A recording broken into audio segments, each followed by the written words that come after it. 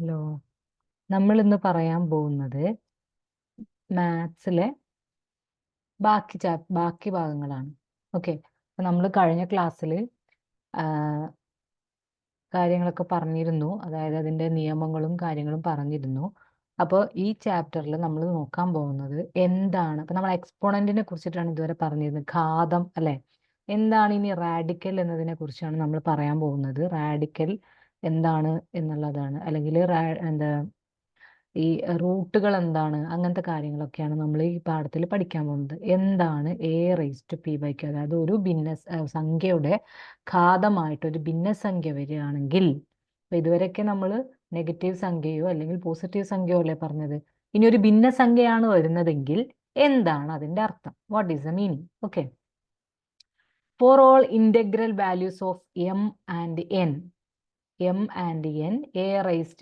into a⁻n സമം a⁻m+n എന്നുള്ളത് നമ്മൾ മുന്നേ കണ്ടതാണ്. അതായത് a⁻m_n, എമ്മും എന്നും നെഗറ്റീവ് സംഖ്യ ആയാലും പോസിറ്റീവ് സംഖ്യ ആയാലും ഏത് സംഖ്യ ആയാലും നമ്മൾ a⁻m into a⁻n എന്ന് പറയുന്നത് a⁻m+n ആണെന്നുള്ളത് നമ്മൾ കണ്ടു. ഓക്കെ, ഇനി എന്താണ് a⁻m ഒരു ഭിന്നസംഖ്യ വരികയാണെങ്കിൽ, 1/q എന്ന് വരികയാണെങ്കിൽ എന്താണ് അതിന്റെ അർത്ഥം എന്നാണ് നമ്മൾ നോക്കുന്നത്. ഓക്കെ, അപ്പൊ എ എന്ന് പറയുന്നത് ഒരു പോസിറ്റീവ് റാഷണൽ നമ്പർ ആണ്. നേരത്തെ പറഞ്ഞ പോലെ എ എന്ന് പറയുന്നത് ഒരു പൂജ്യമല്ലാത്ത ഒരു റാഷണൽ നമ്പർ ആണെന്ന് വിചാരിക്കാം. ക്യൂ എന്ന് പറയുന്നതും ഒരു നാച്ചുറൽ നമ്പറാണ്, NL സംഖ്യയാണ് ക്യൂ എന്ന് പറയുന്നത്. 1 2 3 4 5 അതിൽ ഏതെങ്കിലും ഒരു നമ്പറാണ്. 1 2 3 4 5 വരെയുള്ളതല്ല, അത് നാച്ചുറൽ നമ്പറാണ്. നമ്മുടെ എണ്ണാൻ ഉപയോഗിക്കുന്ന സംഖ്യകളിൽ ഏതോ ഒന്നാണ് എന്നാണ് പറയുന്നത്. അങ്ങനെയാണെങ്കിൽ കൺസിഡർ ദ മൾട്ടിപ്ലിക്കേഷൻ, താഴെ പറയുന്ന ഗുണനം ഒന്ന് നോക്കൂ. എന്താണ്? a⁻m 1/q ഗുണിക്കണം a⁻m 1/q, അങ്ങനെ ഗുണിക്കണം, അങ്ങനെ അങ്ങനെ അങ്ങനെ അങ്ങനെ അങ്ങനെ പോയി. എത്ര a⁻m 1/q ഉണ്ട്? q ടൈംസ് q എണ്ണം. അപ്പൊ 10 എണ്ണം 12 എണ്ണം എന്ന് പറയുന്നത് പോലെ q എണ്ണം. ഇവിടെ ഏത് സംഖ്യയാണോ അത്ര എണ്ണം, താഴെ ഏത് സംഖ്യയാണോ അത്ര എണ്ണം a⁻m 1/q കൊണ്ട് നമ്മൾ ഗുണിക്കുന്നു. അങ്ങനെയാകുമ്പോൾ നമുക്കറിയാം m n എന്നൊക്കെ വരുന്ന സമയത്ത് നമുക്കറിയാം അതിന്റെ മുകളിലുള്ളത് ഒരേ സംഖ്യയുടെ ഘാതങ്ങൾ തമ്മിൽ ഗുണിക്കുന്ന സമയത്ത് നമുക്കറിയാം അവ കൂട്ടി എഴുതിയാൽ മതി എന്ന് നമ്മൾ പഠിച്ചിട്ടുണ്ട്. സോ നമ്മൾ എന്ത് ചെയ്തു? a⁻m 1/q കൂട്ടണം 1/q, ഓരോന്നിന്റെയും സംഭവങ്ങൾ കൂട്ടി കൂട്ടി എഴുതും. എത്ര തവണ ഉണ്ട് ഇതിൽ? q ടേംസ് ഉണ്ട് അല്ലേ, q പദങ്ങളുണ്ട്. അതുകൊണ്ട് ഇതിൽ q ടൈംസ് അല്ലെ, q തവണ 1/q നമ്മൾ കൂട്ടിക്കൊണ്ട് വരുന്നു. അങ്ങനെയാണെങ്കിൽ അതിന്റെ ഉത്തരം എന്ത് വരും? q into 1/q, അതായത് q/q എന്ന് പറയുന്നത് q⁻1 എന്ന് പറയുന്നത് a ആണ്. അപ്പൊ അതിന്റെ അർത്ഥം എന്ന് പറയുന്നത്, ഇപ്പൊ നമ്മൾ a⁻m 1/q q കൊണ്ട് ഗുണിച്ചപ്പോൾ a കിട്ടി എന്ന് വരുമ്പോൾ അതിന്റെ അർത്ഥം എന്താണ്? qth പവർ ഓഫ് a⁻1/q, അതായത് a⁻1/qന്റെ പവർ q എടുത്തു കഴിഞ്ഞാൽ, qth പവർ എടുത്തു കഴിഞ്ഞാൽ ഉത്തരം നമുക്ക് a കിട്ടുന്നു. അതായത് a⁻1/q q എന്ന് നമ്മൾ എടുക്കുമ്പോൾ സമയത്ത് നമുക്ക് ഉത്തരം 1a എന്ന് കിട്ടുന്നു. അതായത് qth പവർ ഓഫ് 1/a⁻q എന്ന് പറയുന്നത് ഏതാ? a ആണ്. അതായത് 1/a⁻qനെ qth പവർ, അതായത് q എന്ന് എടുക്കുമ്പോൾ നമുക്ക് ഉത്തരം a എന്ന് കിട്ടുന്നു. അതിനെ തിരിച്ച് നമുക്ക് എന്ത് പറയാം? എയുടെ qth റൂട്ടാണ് 1/a⁻q എന്ന് പറയുന്നത്. ഉദാഹരണത്തിൽ കൂടെ ഞാൻ പറഞ്ഞുതരാം. എന്റെ qth റൂട്ട്, a എന്ന് പറയുന്ന qth റൂട്ട് ഓഫ് 1/q, ഇതിന്റെ qth റൂട്ട് എടുക്കുമ്പോൾ a കിട്ടുന്നു എന്ന് പറഞ്ഞാൽ തിരിച്ച് ഇതിന്റെ പവറാണ് ഇത് അല്ലെ, ഇതിന്റെ പവർ എടുക്കുമ്പോൾ ഇത് കിട്ടുന്നു. നേരെ തിരിച്ച് നമ്മൾ പറയുകയാണെങ്കിൽ ഇതിന്റെ റൂട്ട് എടുക്കുമ്പോൾ ഇത് കിട്ടുന്നു. എന്റെ qth റൂട്ട് 1/q എനെ ഹരിക്കുമ്പോൾ, അല്ലെങ്കിൽ എന്റെ qth റൂട്ട് എടുക്കുമ്പോൾ നമുക്ക് a⁻1/q കിട്ടുന്നു എന്നാണ് പറയുന്നത്. അതിനെ നമ്മൾ എങ്ങനെ എഴുതാം? qth റൂട്ട് എന്നുള്ളത് നമ്മൾ ഇങ്ങനെയാണ് എഴുതുക കേട്ടോ. ഇങ്ങനെ ഇട്ടിട്ട് ഇങ്ങനെ, ജസ്റ്റ് ഇങ്ങനെ ഇട്ടിട്ട് ഇങ്ങനെ വരക്കുന്നു, ഇങ്ങനെ ഇട്ടിട്ട് ഇങ്ങനെ വരക്കുന്നു. ഇതിനെയാണ് നമ്മൾ റൂട്ട് എന്ന് പറയാം. അത് ഏത് സംഖ്യയുടെയാണെന്നുള്ളത് ഉള്ളിൽ എഴുതുന്നു, എത്രാമത്തെ റൂട്ടാണെന്നുള്ളത് നമ്മൾ പുറത്തെഴുതുന്നു. അപ്പൊ ഇതിനെ നമ്മൾ വായിക്കേണ്ട qth root of a, qth root of a, q-ആമത്തെ എയുടെ റൂട്ട്, അതാണ് ഇതിന്റെ അർത്ഥം കേട്ടോ. അപ്പൊ എക്സാമ്പിൾ നോക്കുകയാണെങ്കിൽ നിങ്ങൾക്ക് പെട്ടെന്ന് മനസ്സിലാവും. അതായത് 7/1/4 എന്ന് പറയുന്നതിനെ 4 തവണ നമ്മൾ ഗുണിച്ചപ്പോൾ, അതായത് താഴെ തന്നിരിക്കുന്ന സംഖ്യ എത്രയാണോ അത്രയും തവണ നമ്മൾ ഗുണിച്ചപ്പോൾ നമുക്ക് 7/4/4 എന്ന് കിട്ടും. കാരണം ഇത് 1/4 1/4 ഒക്കെ കൂട്ടിയാൽ മതി അല്ലേ. നമ്മൾ എ/m അങ്ങനെയല്ലേ കിടക്കുന്നത്. അപ്പൊ ഇത് രണ്ടും കൂട്ടുക, അങ്ങനെയല്ലേ ചെയ്യുക. അപ്പൊ അങ്ങനെ കൂട്ടുമ്പോൾ നമുക്ക് 4/4 കിട്ടും. അതായത് 7/1 എന്ന് പറയുന്നത് 7 തന്നെ, ആ സംഖ്യ തന്നെ കിട്ടും. അപ്പോ നമുക്ക് എങ്ങനെ പറയാം, ഏഴിന്റെ ഫോർത്ത് ഏഴിന്റെ ഏഴിന്റെ ഫോർത്ത് റൂട്ടാണ് 7/1/4. ഏഴിന്റെ ഫോർത്ത് റൂട്ട്, അല്ലെങ്കിൽ ഇങ്ങനെ പറയാം 7/1/4നെ 4 കൊണ്ട് പവർ എടുത്തപ്പോൾ നമുക്ക് 7 കിട്ടി അല്ലേ. അപ്പോൾ 7/1 എന്താ 7/1/4ന്റെ 4ാമത്തെ പവർ എടുത്തപ്പോൾ 7 കിട്ടി എന്ന് പറഞ്ഞാൽ തിരിച്ച് 7ന്റെ 4ാമത്തെ റൂട്ടാണ് 7/1/4 എന്ന് പറയുന്നത്. 7/1/4 is the fourth root of 7 and is written as, എങ്ങനെ എഴുതുക, റൂട്ട് എഴുതുക, ഏത് സംഖ്യയുടെ ആണോ എന്നുള്ളതിൽ എഴുതുക, എത്രാമത്തെ റൂട്ട് എന്നുള്ളത് പുറത്തെഴുതുക. വായിക്കുക എങ്ങനെയാണ്, ഫോർത്ത് റൂട്ട് ഓഫ് 7 അല്ലെങ്കിൽ 4ാമത്തെ 7ന്റെ റൂട്ട് എന്നാണ് പറയുക കേട്ടോ. Let us now define rational power of a. അത് അതായത് ഇപ്പൊ നമ്മൾ സംഖ്യകളെ വെച്ചിട്ടല്ലേ പറഞ്ഞത്. ഇനി ഇത് ജനറൽ ആയിട്ട് നമ്മൾ പറയുകയാണെങ്കിൽ എങ്ങനെയാണ് വരിക എന്നുള്ളത് നമുക്ക് നോക്കി നോക്കാം. എ വെച്ച് പറയുകയാണെങ്കിൽ എ എന്ന് പറയുന്നത് ഒരു പോസിറ്റീവ് നമ്പറാണ്, റിയൽ നമ്പറാണ്. റിയൽ നമ്പർ എന്ന് പറഞ്ഞാൽ നമുക്കറിയാം സംഖ്യാരേഖയിൽ നമ്മൾ ആ വര വരച്ചിട്ട് നമ്മൾ അടയാളപ്പെടുത്തിയിരുന്നില്ലേ, അതിൽ അടയാളപ്പെടുത്താൻ പറ്റുന്ന ഒരു നമ്പറാണ്. റാഷണലോ ഇറാഷണലോ ഏതോ ആയിക്കോട്ടെ. പി എന്ന് പറയുന്നത് ഒരു ഇൻഡിജർ ആണ്. പി എന്ന് പറയുന്നത് ഒരു പൂർണ്ണസംഖ്യയാണ്. ക്യൂ എന്ന് പറയുന്നത് നാച്ചുറൽ നമ്പറാണ്, എണ്ണൽ സംഖ്യയാണ് ക്യൂ എന്ന് പറയുന്നത്. അങ്ങനെയാണെങ്കിൽ എ ഘാതം p/q എന്ന് പറയുന്നത് നമ്മൾ എങ്ങനെ വായിക്കുന്നത്, ക്യൂത്ത് റൂട്ട് ഓഫ് a⁻p ആണ്. താഴെയുള്ളതാണ് റൂട്ട് കേട്ടോ, താഴെയുള്ളത് റൂട്ടാണ്. ക്യൂത്ത് റൂട്ട് ഓഫ് a⁻, എന്നിട്ട് ആ സാധനം ഒഴിവാക്കി ബാക്കിയുള്ളത് എന്തൊക്കെ ഉണ്ട് നോക്കുക. a⁻p ക്യൂത്ത് റൂട്ടാണ് എന്ത്, a⁻p/q എന്ന് പറയുന്നത്. അതിനെ നമ്മൾ എഴുതുന്നത് എങ്ങനെയാണ്, റൂട്ട് എഴുതുന്നു, ഏത് സംഖ്യയുടെ എന്നുള്ളത് അതിൻ്റെ ഉള്ളിൽ എഴുതുന്നു, a⁻p എത്രാമത്തെ എന്നുള്ളത് നമ്മൾ പുറത്തെഴുതുന്നു, ക്യൂത്ത് റൂട്ട് അല്ലെങ്കിൽ ക്യൂവാമത്തെ വർഗം. വർഗം എന്നാണ് റൂട്ട് എന്നുള്ളതിനെ നമ്മൾ പറയാം, വർഗം കാണുക എന്നാണ് പറയാട്ടോ. റൂട്ട് വർഗം എത്രാമത്തെ വർഗമാണ്, a⁻p ക്യൂആമത്തെ വർഗമാണെന്ത്, a⁻p/q എന്ന് പറയുന്നത്. നമ്മൾ കുറച്ച് ക്വസ്റ്റ്യൻസ് ചെയ്യുമ്പോൾ നിങ്ങൾക്ക് മനസ്സിലാവും. എക്സാമ്പിൾ എന്ന് പറയുന്നത് 7/2/3 നമ്മൾ എന്താ വിളിക്കുക, അത് വിളിക്കുന്നത് എങ്ങനെയാന്നുള്ളത് മനസ്സിലാക്കാനാണ് കേട്ടോ. 7/2/3 നമ്മൾ പറയുന്നത് ക്യൂബ് റൂട്ട് ഓഫ് 7² അല്ലെങ്കിൽ എന്താണ്, ക്യൂബ് റൂട്ട് തന്നെയാണ് സാധാരണ നമ്മൾ പറയുക. ക്യൂബ് റൂട്ട് ഓഫ് 7², 7² അല്ലെങ്കിൽ 7/2ന്റെ ക്യൂബ് റൂട്ടാണ് എന്ത്, 7/2/3. അതിനെങ്ങനെ നമ്മൾ എഴുതുക, ക്യൂബ് റൂട്ട് എന്നുള്ളത് റൂട്ട് എഴുതുക, പുറത്തെഴുതുക. അപ്പൊ ക്യൂബ് റൂട്ട് മൂന്നാമത്തെ റൂട്ട് എന്നുള്ളതിനെ നമ്മൾ സാധാരണ ക്യൂബ് റൂട്ട് എന്നാണ് പറയുക, അല്ലെങ്കിൽ തേർഡ് റൂട്ട് എന്ന് പറയാം. ക്യൂബ് റൂട്ട് എന്നാണ് സാധാരണ പറയുക. ക്യൂബ് റൂട്ട് ഓഫ് 7² അല്ലെങ്കിൽ ക്യൂബ് റൂട്ട് ഓഫ് 7/2 അല്ലെങ്കിൽ 7/2ന്റെ മൂന്നാമത്തെ വർഗം എന്ന് പറയാം. ഓക്കെ, ഇനി ഇങ്ങനെ എഴുതുകയാണെങ്കിലോ 7/3/2. ഇവിടെ താഴെ 3 വന്നപ്പോൾ ക്യൂബ് റൂട്ട് മൂന്നാമത്തെ റൂട്ടായി, താഴെ 2 വരുമ്പോഴോ രണ്ടാമത്തെ റൂട്ടാണ് കേട്ടോ. എന്നിട്ട് ബാക്കി ഏതാന്നുള്ളത് നോക്കുക. 7/3/2ന്റെ സ്ക്വയർ റൂട്ട്, 2നെ നമ്മൾ എന്താ പറയാ, സ്ക്വയർ റൂട്ട് എന്ന് പറയാം. 3നെ ക്യൂബ് റൂട്ട്. ഈ രണ്ടെണ്ണത്തിനാണ് നമുക്ക് പ്രത്യേകിച്ച് പേരുള്ളത്, ക്യൂബ് റൂട്ടും സ്ക്വയർ റൂട്ടും കേട്ടോ. അപ്പൊ 2ആണ് സ്ക്വയറിന്റെ ഇവിടെ.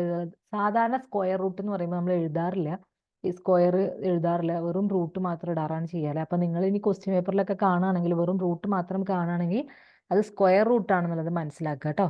അപ്പോൾ 7/3/2 അതിന്റെ സ്ക്വയർ റൂട്ട്, ഏതിന്റെ സ്ക്വയർ റൂട്ടാണ്, 7/3 7 ക്യൂബിന്റെ സ്ക്വയർ റൂട്ടാണ് 7⁻³ അല്ലെങ്കിൽ 7/3/2 എന്നത്. അതിനെ നമ്മൾ എങ്ങനെ എഴുതുന്നു, എത്രാമത്തെ റൂട്ട് താൻ പറഞ്ഞു, താഴെയുള്ളതിന്റെ നോക്കുക. അപ്പൊ 2 രണ്ടാമത്തെ റൂട്ട് ഏത് സംഖ്യയുടെ, ബാക്കിയുള്ളത് നോക്കുക, 7 ക്യൂബ് 7/3. 7/3ന്റെ രണ്ടാമത്തെ റൂട്ടാണ് 7/3/2 എന്ന് പറയുന്നത്. ഇനി നാലാമത്തെ റൂട്ട് നോക്കി നോക്കൂ. 7 ഘാതം 3/4 എന്ന് പറയുന്നത് താഴെയുള്ളത് എത്രാമത്തെയാ? 4. അപ്പൊ നാലാമത്തെ റൂട്ട് എന്ന് പറയുമ്പോൾ ഫോർത്ത് റൂട്ട്. ഇനി ഇവിടുന്ന് അങ്ങോട്ടൊക്കെ ഫോർത്ത്, ഫിഫ്ത്ത്, സിക്സ്ത് അങ്ങനെയാണ് പറയാം കേട്ടോ. ഈ രണ്ടെണ്ണത്തിന് മാത്രം പ്രത്യേകം പേരുണ്ടെന്ന് ശ്രദ്ധിക്കുക. ക്യൂബ് റൂട്ടും സ്ക്വയർ, 3ആണെങ്കിൽ ക്യൂബ് റൂട്ട്, 2ആണെങ്കിൽ സ്ക്വയർ റൂട്ട്, 4ആണെങ്കിൽ ഫോർത്ത് റൂട്ട്, 5ആണെങ്കിൽ ഫിഫ്ത്ത് റൂട്ട്, അങ്ങനെ അങ്ങനെ അങ്ങനെ പോകും. ഓക്കെ. അപ്പോൾ 7/3/4 7 ഘാതം 3/4 എന്ന് പറയുന്നത് താഴെയുള്ളത് എത്രാമത്തെ റൂട്ടാ? 4. അപ്പൊ ഫോർത്ത് റൂട്ട് ഓഫ് ബാക്കി ഏതാ ഉള്ളത്? 7³ 7³ ഫോർത്ത് റൂട്ടാണ്. അതിനെങ്ങനെ എഴുതുക? എത്രാമത്തെ എന്നുള്ളത് പുറത്തെഴുതുന്നു, റൂട്ട് ഇടുന്നു, സംഖ്യ ഏതെന്നുള്ളത് ഉള്ളിൽ എഴുതുന്നു. ഓക്കെ. അപ്പൊ ഇങ്ങനെയാണ് നമ്മൾ അതിനെ ഡിനോട്ട് ചെയ്യുക അല്ലെങ്കിൽ സൂചിപ്പിക്കുക കേട്ടോ. ഇനി എൻ്റെ എക്സാമ്പിൾസ് നോക്കാം. എങ്ങനെയാണ് ഇതിന്റെ ക്വസ്റ്റ്യൻസ് ചെയ്യുക എന്നുള്ളത് നമുക്ക് നോക്കി നോക്കാം. അപ്പൊ നമ്മളോട് പറഞ്ഞിരിക്കുന്നത് 625ന്റെ ഫോർത്ത് റൂട്ട് ഏതാണ്? അത് 1/4. 675 ഘാതം 1/4, 243 ഘാതം 2/5, 16/81 ഘാതം -3/4. ഇത് കാണാൻ നമ്മളോട് പറഞ്ഞിട്ടുണ്ട്. എങ്ങനെ കാണാം? ഇതെങ്ങനെ നമ്മൾ കാണാം? നോക്കി നോക്കാം. അല്ല, ഒന്നാമത്തത് നോക്കൂ. 625 ഘാതം 1/4. ഓക്കെ. അപ്പൊ അതിനെ നമ്മൾ എന്ത് ചെയ്യണം? ആദ്യം ഈ സംഖ്യനെ നമ്മൾ പ്രൈം ഫാക്ടറൈസേഷൻ ചെയ്തിട്ട് നമ്മൾ ഘടകങ്ങളാക്കി തിരിച്ചില്ലേ, അതുപോലെ ഘടകങ്ങളാക്കി തിരിക്കുക. അതെന്തിനാ വെച്ചാൽ നമുക്ക് കണക്ക് ചെയ്യാൻ എളുപ്പത്തിലാണ്. അപ്പൊ ഇങ്ങനെ എഴുതുന്നതിന്റെ അർത്ഥം എന്താന്ന് വെച്ചാൽ ഒരു കാര്യം ശ്രദ്ധിക്കുക. അതായത് ഇപ്പൊ ഇവിടെ 625 ഘാതം 1/4 എന്നല്ലേ. അപ്പൊ നമ്മൾ ശ്രദ്ധിക്കേണ്ടത് ഏത് സംഖ്യയെ 4 തവണ ഗുണിക്കുമ്പോഴാണ് 625 കിട്ടുന്നത്, അതാണ് ഇതിന്റെ ഉത്തരം. ഓക്കെ. ഫോർത്ത് റൂട്ട് എന്ന് പറഞ്ഞാൽ, അപ്പൊ നമ്മൾ സ്ക്വയർ എന്ന് പറഞ്ഞാൽ എന്താണ്? ഏത് സംഖ്യയെ 2 തവണ ഗുണിക്കുമ്പോഴാണ് ആ സംഖ്യ കിട്ടുന്നത്, അപ്പൊ അതാണ് അതിന്റെ ഉത്തരം. ഇവിടെ 1/4 എന്നുള്ളതിന്റെ അർത്ഥം എന്താണ്? ഏത് സംഖ്യയെ 4 തവണ ഗുണിക്കുമ്പോഴാണ് 625 കിട്ടുന്നത്, അതാണ് അതിന്റെ ഫോർത്ത് റൂട്ട് അല്ലെങ്കിൽ നാലാമത്തെ വർഗം എന്ന് പറയുന്നത്. അപ്പൊ അതിന് നമുക്ക് നോക്കി വെക്കാം ഏത് സംഖ്യയെ ഗുണിച്ചാലാണ് 625 കിട്ടുക എന്നുള്ളത്. നമ്മൾ പ്രൈം ഫാക്ടറൈസേഷൻ വെച്ച് നോക്കുക.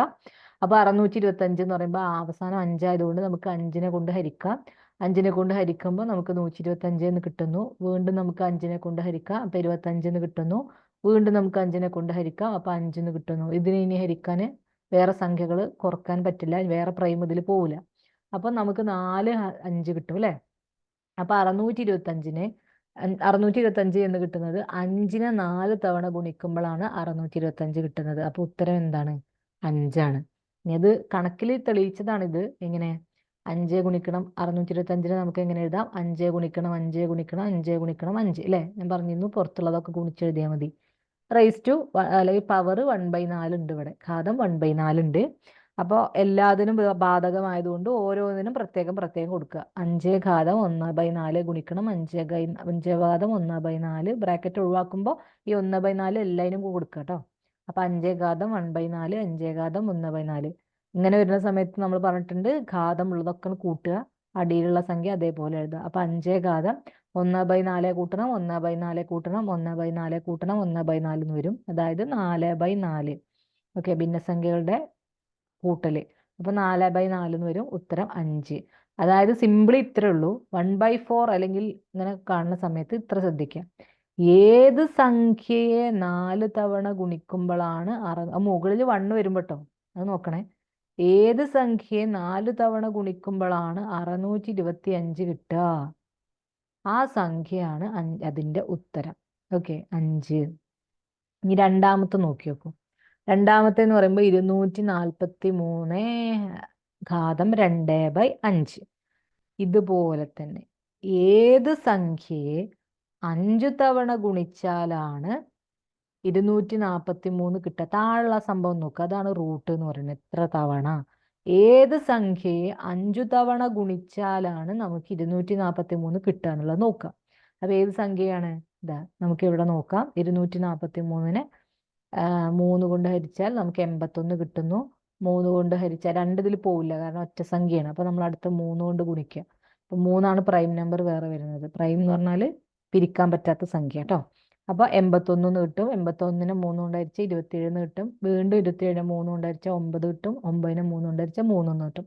അപ്പൊ എത്ര 3 1 2 3 4 5 5 3 ഇനി ഇതെല്ലാം കൂടെ ഗുണിക്കുക. അപ്പൊ എന്ത് വരും? 3 ഗുണിക്കണം 3 ഗുണിക്കണം 3 ഗുണിക്കണം 3 ഗുണിക്കണം. പുറത്ത് ആരുണ്ട്? ഘാതം 2/5 ഉണ്ട്. അതിന് അതേപോലെ എഴുതാം. ഇനി ബ്രാക്കറ്റ് ഒഴിവാക്കുമ്പോൾ നമ്മൾ ഈ 2/5 ഓരോന്നിനും കൊടുക്കുക. അപ്പോൾ 3 ഘാതം 2/5 3 ഘാതം 2/5 3 ഘാതം 2/5 3 ഘാതം അങ്ങനെ വരും. നമ്മൾ അതുപോലെ കൂട്ടുക. 3 ഘാതം 2/5 കൂട്ടണം 2/5 കൂട്ടണം അങ്ങനെ വരില്ലേ? അപ്പോൾ ഭിന്നസംഖ്യയായിട്ട് കൂട്ടുന്ന സമയത്ത് നമുക്ക് ഇങ്ങനെ വരും 5 ഗുണിക്കണം 2/5 എന്ന് വരും. അതിൻ്റെ അർത്ഥം 3². അപ്പം ഇത്രയേ ഉള്ളൂ. ഏത് സംഖ്യയെ 5 തവണ ഗുണിച്ചാലാണോ 243 കിട്ടുന്നത് ആ സംഖ്യയുടെ സ്ക്വയർ, 3ന്റെ സ്ക്വയർ, അതാണ് 9. അതായിരിക്കും ഉത്തരം കേട്ടോ. ഇനി നമുക്ക് മൂന്നാമത്തെ ക്വസ്റ്റ്യൻ നോക്കി നോക്കാം. 16 ഇതൊരു ഭിന്നസംഖ്യയാണ്, അതിൻ്റെ പവറും ഭിന്നസംഖ്യയാണ്. അപ്പോൾ 16/81 ഘാതം -3/4. അപ്പോൾ നമുക്ക് ഇങ്ങനെ നോക്കാം. 16 ഏത് സംഖ്യനെ 4 തവണ ഗുണിക്കുമ്പോഴാണ് നമുക്ക് 16 കിട്ടുക, അംശത്തിന് കിട്ടുക, അത് മുകളിൽ എഴുതുക. ഏത് സംഖ്യ 4 കൊണ്ട് ഗുണിക്കുമ്പോഴാണ് അല്ലെങ്കിൽ 4 തവണ ഗുണിക്കുമ്പോഴാണ് നമുക്ക് 81 കിട്ടുക, അത് താഴെ എഴുതുക. നമുക്ക് ഇവിടെ ക്രിയേറ്റ് ചെയ്ത് കാണിക്കുന്നുണ്ട്. 16ന് നമുക്ക് 2 കൊണ്ട് ഹരിക്കാം, 8 കിട്ടും. 8ന് 2 കൊണ്ട് ഹരിക്കാം, 4 കിട്ടും. 4ന് 2 കൊണ്ട് ഹരിച്ചാൽ 2 കിട്ടും. അപ്പൊ നമുക്ക് എന്ത് കിട്ടും? ഇത് പുറത്തുള്ളതൊക്കെ ഗുണിക്കണം 4 തവണ അല്ലേ? 2 ഗുണിക്കണം 2 ഗുണിക്കണം 2 ഗുണിക്കണം 2. ഏത് സംഖ്യയെ 4 തവണ ഗുണിച്ചാലാണ് 16 കിട്ടുക? 2നെ 4 തവണ ഗുണിച്ചാലാണ് 16 കിട്ടുക. ഇനി അതുപോലെ 81 ഏതിനെ 4 തവണ ഗുണിച്ചാലാണ് 81 കിട്ടുക? 3നെ. അപ്പൊ നമുക്ക് അങ്ങനെ ചെയ്യുന്ന ഇതുപോലെ ക്രിയേറ്റ് ചെയ്യുമ്പോൾ 4 3 കിട്ടും. അതിന് താഴെ എഴുതുക ഘാതം -3/4.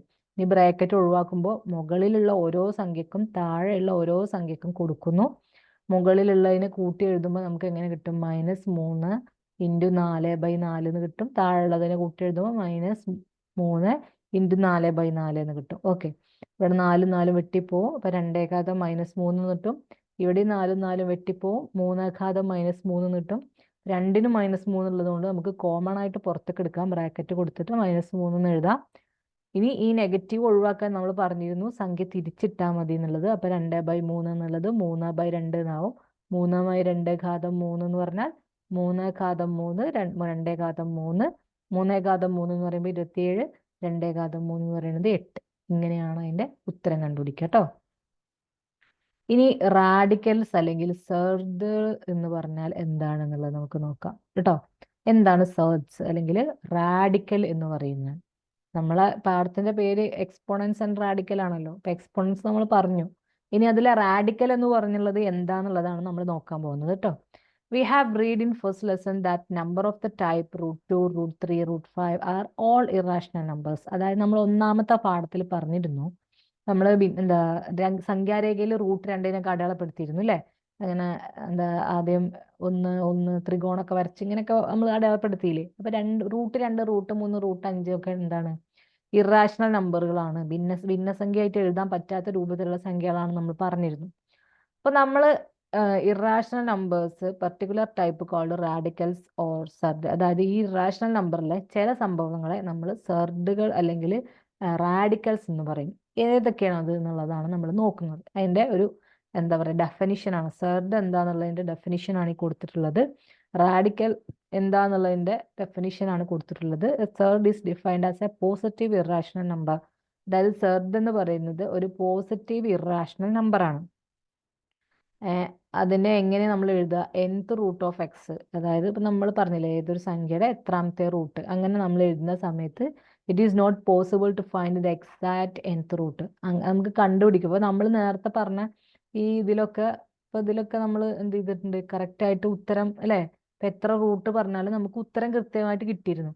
അപ്പൊ അങ്ങനെ ഉത്തരം കിട്ടാത്ത രൂപത്തിലുള്ള ഇപ്പം നമ്മൾ അങ്ങനെ റൂട്ടിൽ എഴുതുമ്പോൾ അങ്ങനെ ഉത്തരം കൃത്യമായിട്ട് കിട്ടാത്ത, നമുക്ക് ആ nth റൂട്ട് കൃത്യമായി കണ്ടുപിടിക്കാൻ പറ്റുന്നില്ലെങ്കിൽ എക്സ് എപ്പോഴും റാഷണൽ നമ്പറാണ്. നമുക്ക് ഇങ്ങനെ എഴുതുന്ന സമയത്ത് അതിന്റെ ഉത്തരം കൃത്യമായിട്ട് കണ്ടുപിടിക്കാൻ പറ്റുന്നില്ലെങ്കിൽ അതിനെ പറയുന്ന പേരാണ് സർദ് അല്ലെങ്കിൽ റാഡിക്കൽസ് എന്ന് പറയും കേട്ടോ. അപ്പോൾ number √n(x) is a surd if and only. എങ്ങനെയാകുമ്പോഴാണ് ഇതിനെ നമ്മളൊരു സർഡാന്ന് പറയാ? ഇതിന് ഉത്തരം ഉണ്ടെങ്കിൽ അതിനെ നമ്മൾ ഒരിക്കലും സർദ് എന്ന് പറയില്ല. അപ്പോൾ it is an irrational number. അതൊരു ഇറാഷണൽ നമ്പർ ആയിരിക്കണം. നമുക്ക് കിട്ടുന്നത് ഒരു ഇറാഷണൽ നമ്പർ ആയിരിക്കണം. പിന്നെ അതുപോലെ it is a root of the positive rational number. അതൊരു പോസിറ്റീവ് ഉള്ളിൽ കിടക്കുന്ന ഈ നമ്പർ എക്സ് എന്ന് പറയുന്നത് പോസിറ്റീവ് റാഷണൽ നമ്പർ ആയിരിക്കണം. അങ്ങനെയുള്ളതിന് മാത്രമേ എന്ത് സർദ് എന്ന് പറയുള്ളൂ കേട്ടോ, അല്ലെങ്കിൽ റാഡിക്കൽ എന്ന് പറയുള്ളൂ.